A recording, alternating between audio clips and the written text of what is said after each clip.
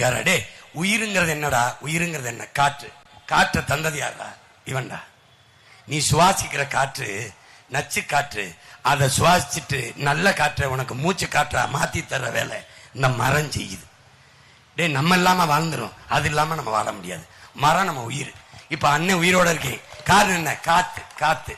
வெளியில இருக்கிற காத்தை சுவாசிச்சுட்டு உள்ள இருக்க காத்த வெளியில விடுறேன். நான் சுவாச காற்று எங்க? என் தம்பி சுவாசிக்கிறான். அவன் சுவாச காற்று எங்க? நான் சுவாசிக்கிறேன்.